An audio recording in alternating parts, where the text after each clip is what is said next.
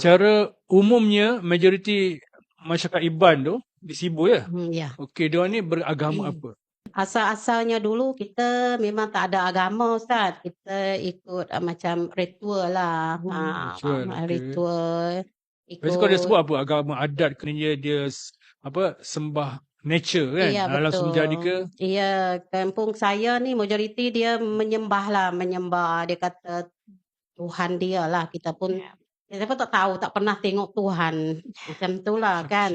Okey. Kita ada ritual yang macam kita percaya macam ni, Ustaz. Kita percaya pada mimpi. Okey. Satu, bila mimpi pelik-pelik ni, kita buatlah ritual mimpi tu macam mana. Kalau mimpi kaya lah, Ustaz. Macam tu. Okey. Kristian ni dia ada dulu, Ustaz. Tapi Ini bukan... sebelum Kristian. Maksudnya sebelum Kristian ni sebelum agama Kristian yang adat tadi tu macam mana? Adat kita macam... Sembah macam mana tadi? Sembah macam kita nak tanam padi tu, kita sembah lah dulu. Tengok tempat tanam padi tu. Kalau kita hari ni kita pergi, kita bawa lah air arak lah, kita buat nak menghadap Tuhan kita lah. Macam tu.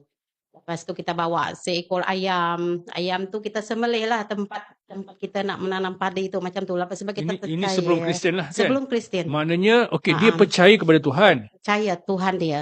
Macam mana, apa yang dipaham sebagai Tuhan itu?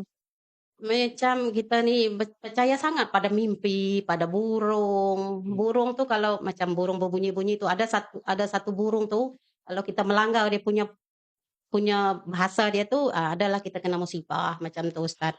Melanggar bahasa, maksud melanggar bahasa. Melanggar dia punya burung tu berkicauan kan dekat itu. Dia ada satu burung tu, kita tak boleh langgar dia punya percakapan burung tu. Kalau kita langgar, kita kena musibah ataupun kita pengsan ke mati ke macam tu, Ustaz. Daripada sebelah Melaka ni, jadi tak tahu apa maksud melanggar burung berkicau tu, maksud melanggar macam, apa? Langgar dengan kereta ke? Bukan. Atau pukul dia ke? Melanggar adat dia.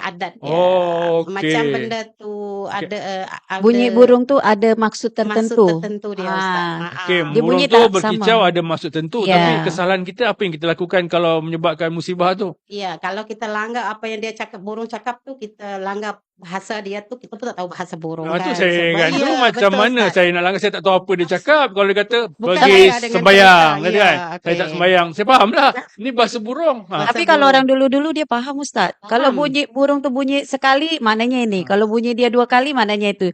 Jadi kalau dia langgar bunyi yang kali kedua tu, dia akan dapat musibah. Betul, Contoh macam tu. betul. Okey, bunyi pertama tu macam mana?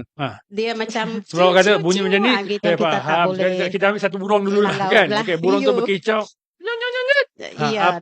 Apa yang kita nak langgar? Ada Apa orang yang nak kita faham? mati lah tu.